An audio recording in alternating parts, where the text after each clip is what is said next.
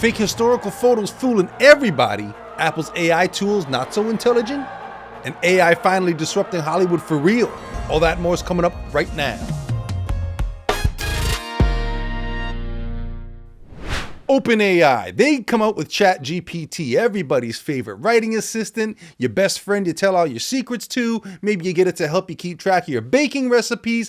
Anyway, they're making a big change from being nonprofit to a for-profit company, and they're going to Microsoft and they're saying, hey, we've never turned a profit, so we need more money. And Microsoft is saying, well, now that you're going for profit, we got to figure out what the equity situation looks like. So OpenAI right now, they're sitting on a $157 billion valuation. And the talks are coming as OpenAI is projecting 2024 losses of $5 billion while they're asking Microsoft for more money and computing power. And Microsoft, they're like, we're not sure if we want to invest any further, so we want more of a stake in the AI firm. So both companies have brought in top financial advisors to help navigate these high stakes discussions. Big top level stuff going on that could shape the future for both companies. And we're going to follow this story up for you. So keep watching WednesdAI. Stay tuned. You remember all the talk about Apple Intelligence. It's a suite of new tools and improvements that are going to be shoved inside all of your favorite Apple devices. Well, now you got some insiders claiming that Apple Intelligence may not live up to the hype. So despite its debut alongside the iPhone 16 and updates to other devices, they've got internal reports suggesting that their AI suite is still far behind competitors like OpenAI and Google. Early features like notification summaries are underwhelming, and more advanced AI capabilities are years away. But analysts are saying, hey, don't count Apple out just yet, because often when they start out from behind, they're a company that has a history of catching up by acquiring or developing the necessary tech. Another one that we're going to keep our eyes on, and another one we're going to want to follow to see what happens with this story. Can Apple catch up to the competitors? It's exciting to see. Have you seen photos going around lately of really important historical moments in stunning clarity in photos like you've never seen before?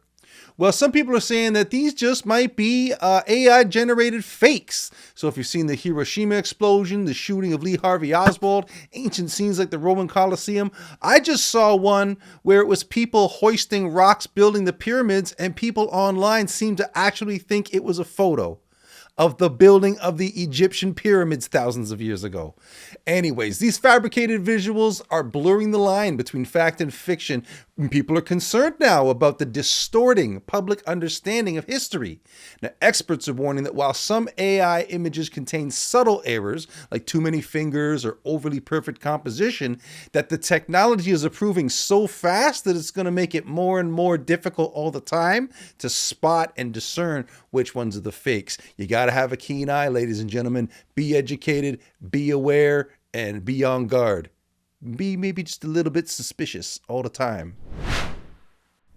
So week by week, especially in the AI video space, it seems like everything's new all over again every time I sit down here to talk to you about it. We've been covering this story of AI disrupting Hollywood for basically the whole time we've been doing this show. We've seen many people from the acting side or the crew side expressing concerns about the degree to which AI is going to replace jobs. But what we're talking about this week is that the mainstreaming of AI technology seems to be well underway as it's speeding up things in the visual effects arena.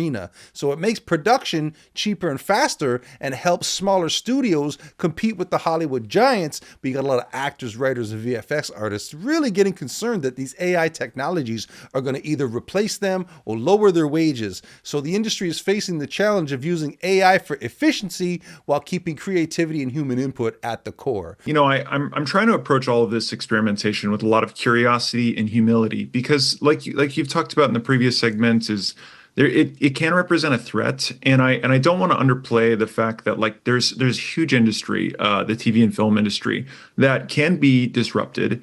Like 80% of the content on the internet is user-generated content. And so I think that's actually the future of what we're going to see with narrative films as well, is studios will continue to make content, will figure out a way forward that trains ethical data sets, but we're actually going to see a switch from studios being the primary sources of most of our narrative content, and it's actually going to go into the hands of creators And I think that's a really, really beautiful thing. So many believe that AI is going to open new doors for storytelling and push creativity to new heights, but I'd love to know what you think. Does AI stand a chance to just AI generated content put everybody out of work and completely replace creativity? I'd love to know what you think. This conversation is near and dear to my heart, so leave a comment anywhere seeing this video and let's talk about this. Let's get into it. Several months ago, we were telling you about the tiny island nation of Anguilla and how they were cashing in big on the AI boom because they own the .ai domain name. Well, as you know, the AI business has only gotten crazier since then. And so now Anguilla is teaming up with a US company to manage the domains and keep them secure. And the funds are being used to improve their airport and provide healthcare for the citizens on the island. This is a windfall, but we can't rely on it solely. We have to make sure that our programs are set up so that they can still be sustainable if things, God forbid, changes in the next year or two. So I don't want us to have our whole budget based on this money, and that's why we need the programs that we know and the revenue streams that we know are more consistent and dependable. So this one's a little bit more tangential, but for me, it still counts as an area where AI is doing good things for people. Can't wait to see how this continues to go. We'll follow it up when there's developments on this story to see what Anguilla does next. Another one from the Human Interest Department. Let's go to Sydney, Australia, where you've got deaf and hard of hearing people that are riding transit. And so what if they don't hear the announcements that come over the speaker and they miss their train because it was moved to a different platform? Or they're on the train and they watch their station whip by out the window because the train isn't stopping there today.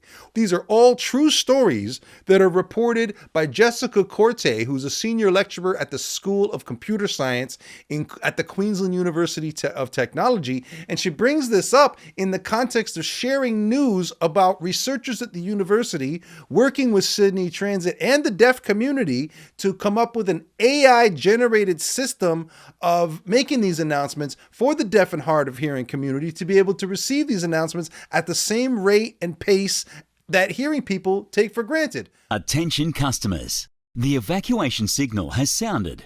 Please make your way to the nearest exit.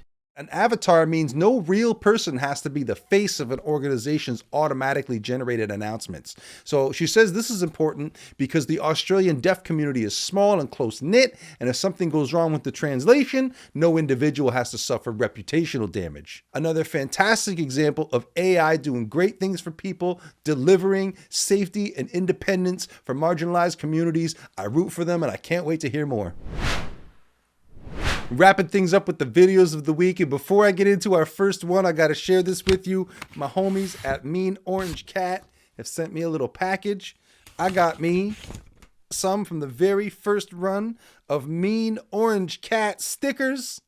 I don't know if these are even available anymore. These are some limited edition things. You might want to check with them on social media and see if they still got any for you. Now, just in time for these arriving in my mailbox, they drop this opus, the one we've all been looking forward to. It's their Ghostbusters spoof, Who You Gonna Claw, from Mean Orange Cat. Well, that was an indulgent entrance. It didn't take long to find the nasty little spud. Of course, he immediately slimed me. Think club soda will get this out?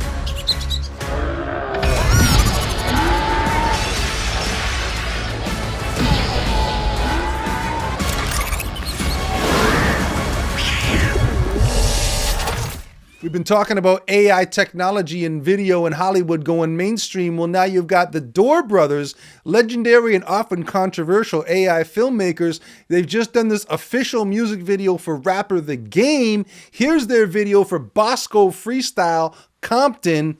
Viewer discretion is advised.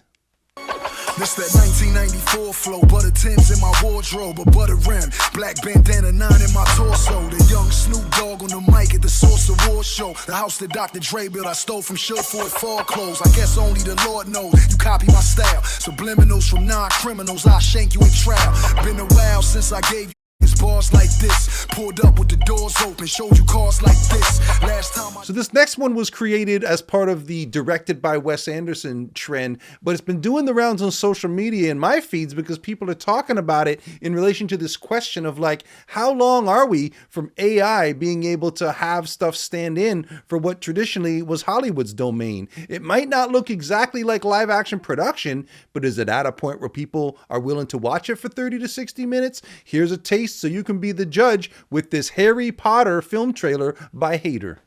A young boy named Harry Potter receives a letter that will change everything.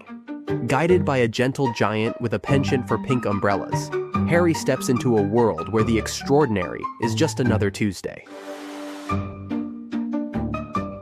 And so begins Harry's adventure at Hogwarts School of Witchcraft and Wizardry. That's the show. Ladies and gentlemen, thank you so much for watching. Now here at WednesdAI, we try to bring you every week the biggest headlines from the rapidly evolving world of artificial intelligence in a concise and entertaining package. Now, if you want to get it first, then you get over to the WednesdAI page and you sign up for the newsletter and get it straight in your inbox. Now, if you're making something cool with AI or you saw something out there, you got a tip, something we got to cover on the show, send us the link. We're on X, Instagram, LinkedIn. Leave a comment on the YouTube video, send me an email, or you know what, better yet, make up some stickers and send them to me like Mean Orange Cat did. See you next time.